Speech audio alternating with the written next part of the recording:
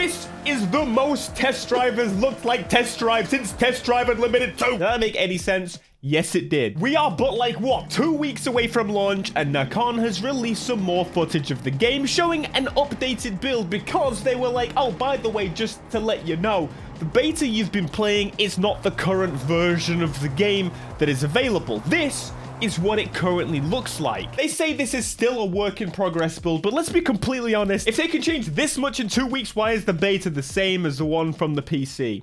Yeah, that was the case, by the way. They came out with this little bit of information. For technical reasons, the console betas are running on a build that's a few weeks old, equivalent to the Steam Next Fest PC demo. We did this to focus our resources on fine-tuning the game for an early unlock in September 5th and official launch on September 12th. Since the video is worth 1,000 words, check out some of our recent progress. Now I'm going to say straight away, I understand why the beta was the old version. However, I still don't agree that it was a paid beta, and a lot of people were fairly questioning, okay, but why did you not give us a newer build then? We all know that betas these days are nothing but demos. So let's get back to it. This footage is, well, not only actually the only new footage we do have a little bit more, there's extended versions of them, but this section here, as you saw at the start, this is the most test drive Solar Crown has looked like test drive in a long time. Like, that shot right there looked impeccable. Now, I do want to note that for some reason, the quality on the YouTube channel, for some reason, is not as good as it was previously. The lighting clearly has changed. The graphics have changed maybe a little bit.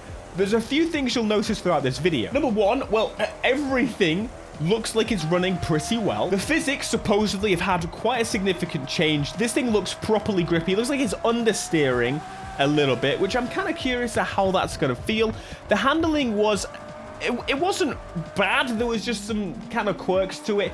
The drifting is a huge change here. The drifting is a huge change. I'm going to say I'm a little bit unsure about it. So the idea of the handling, in case you don't know, they're going for like a simcade feel. Now, Forza Horizon is usually mistaken for, you know, a simcade, but if we're honest, that's a very arcade game by this point. Every game you play will probably realistically create a real handling physics model and then make it fun. And that's what they're doing here. They've gone for the more fun side in terms of drifting. Something doesn't seem 100% right to me. Like, I don't want to down talk it massively because it looks like it's much better than it was, but we are generally quite used to this over-the-top kind of drifting in games where it's just a little bit mental. But these are standard cars, probably with some decent-ish tires, therefore they're sliding maybe too smoothly is what I would say. Other than that, I'm much happier with it, and I can't wait to get a feel of it. And I think that's what it boils down to massively in my head. Yes, it's all well and good showing us this footage, and I thank you for doing so. It's given us a little bit more of a glimpse of what we're looking at for the final product, which is kind of what the beta should be. Some people were saying, well, we should probably get the, you know, new build for the next beta. And I get why they wouldn't have wanted to do that for this previous beta. And I'm like, oh, they don't want to give access to all the game. But let's be real, in the final beta that is but a week before the actual release of the game, then they should probably just release the full version and like hard lock it after a certain playtime or something. Nonetheless, this section here is amazing. I don't know why they used the clip where, you know, they got crashed into, but the exhaust smoke when you're idling is really sick. The attention to detail in this stuff is really cool, and I think it suits test drive perfectly. Tire smoke is looking pretty good. Tire squealing is very annoying. We've got improved sounds. It sounds pretty good. It doesn't sound to me like it's revving high enough, but we are so used to games taking that over-the-top route of where their sounds are just 1,000,000% all the time. And you know what? I think because it's a game, it kind of feel like that's how it should be. Now, other than the Ferrari section, this is by far one of my favorite parts of the game. The sense of speed of this beast, Koenigsegg, is kind of insane. This, I don't know. I didn't really pay attention to the interior. Unfortunately, it is worth noting that, yes, the animation seems to be the same. I don't want to say it is the same 100% because we don't actually know if there's something that, you know, they're on the pipeline of fixing. But a good friend of mine, Alex7, made this video where he got some extended cut footage, which is really, really sick because right there, you could see dust trails behind. You can see some details that we didn't get to see in the full video. Mate, you guys need to send this to everyone. Please, send it to Papa Pan. And send it in 4K. I demand it.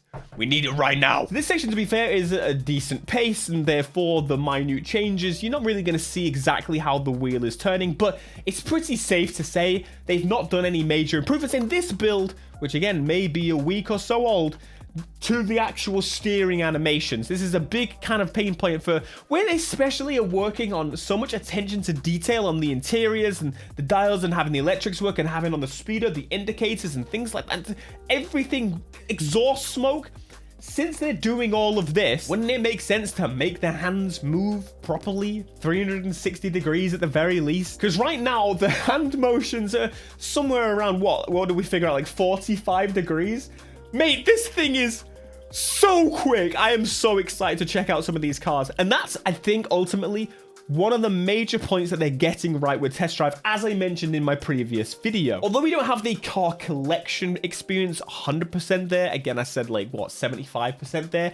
In terms of the actual cars and the details, and this is probably the most, of an open world game, is definitely the most attention to detail we've got. And I am actually excited to be working my way to getting cars like this. It's going to take me months, probably. Like, look at the amount of money that this dev build has, of course. I don't know how much this Koenigsegg's actually going to cost, or any of the super hypercars are actually going to cost in the game, because we didn't actually get to see. However, I'm looking forward to grinding my way to get them, because Test Drive ultimately had one of the most rewarding experiences of getting a car. I would say the only close second that there's ever been would probably be like GTA Online when you get your first supercar. That has not been matched to any capacity, if we're real. Here's some extended drifting, again, from Alex's video. Shout out to you. Thank you very much. Yeah, it's much smoother. It's much more arcadey, absolutely. But it's not also... It's hard for me to say, to be honest with you. I don't go around drifting down mountain roads very often, in case you don't realize. I'm a law-abiding citizen. That's why I keep it on Need for Speed, baby. No. I'm looking forward to it. I think the improvements they're showing clearly shows huge progress in the build that we've got access to. But I definitely agree with those people that are like, why don't we have access to that build? So this is the Lotus Emira. Again, that smoke on the exhaust it's such a tiny detail, to be honest with you. I don't know why more games don't do it. Start the car, especially if it's an older car, you got some like the modifications on there. Make the big smoke if you just sit there and idle it, and then as you drive it, it should disappear. And when you know it's raining, if you got a Porsche with a stupid exhaust that tips up, and the rain collects in the exhaust, you smoke for about an hour. But okay, no, it's fine. It's fine. Absolutely fine. No, the Lotus Emira, such a cool car. Again, really good car to exist for the Test Drive universe.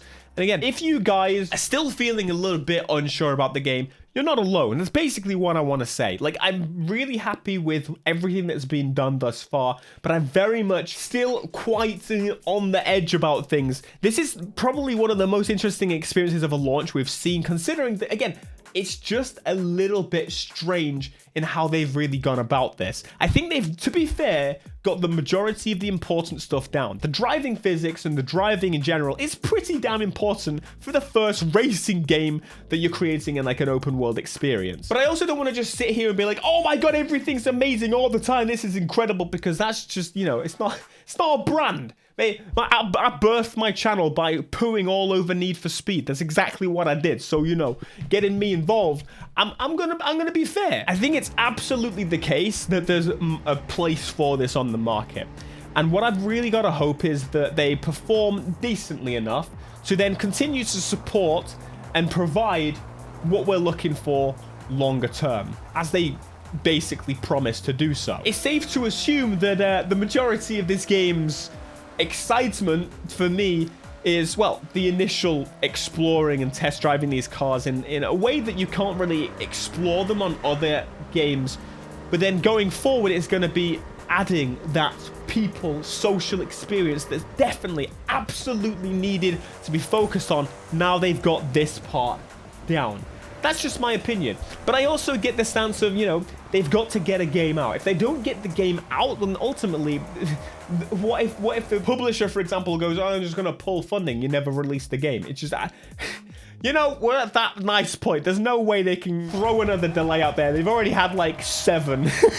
You know what I'm saying? I think I'm going in mostly looking forward to it, but I think it relies heavily on the houses in the future. And to be honest, like, let's be 100% real. Once they've done the houses, that is pretty much bang on for me. Oh, and of course, they're always online. That's something I'm going to keep mentioning, but I don't want to keep shouting the same thing over and over again because they're showing improvements. And clearly improvements have been made. But I am also getting mixed messages from them, and that's kind of frustrating. After the beta, this came out that the VIB beta has ended. Thanks for all those that participated. We're aware that some players' experience was shortened due to server problems, and we're working hard to get these issues resolved for the second beta test. Look, as I said previously, if you are releasing a beta that is paid, that means you should have an idea of how many people are going to be on your servers. And if your servers for a private beta cannot keep up with the capacity of players on a private beta that requires people to, you know, pre-order the most expensive version, something tells me that the next beta and the launch could potentially not be so great. That's not 100% fact. They definitely would have used, you know, lesser servers. They're not firing up the big guns just yet. But let's be completely real. If you're having issues now with networking, maybe the beta should have been an actual beta, as I said in the other video, in where everyone can access it. You hammer the servers, you get them to the highest possible potential, and then maybe you go down from there because you don't want to ruin the experience. The amount of people that could drop off this game because they're having server issues, my God. I've got friends I played GTA Online with at launch, and because of the server issues and their character being deleted, they to this day have not played GTA Online properly since then. What was that, 2013 that the game came out? You know, I can't blame them. My character got deleted 3 or 4 times.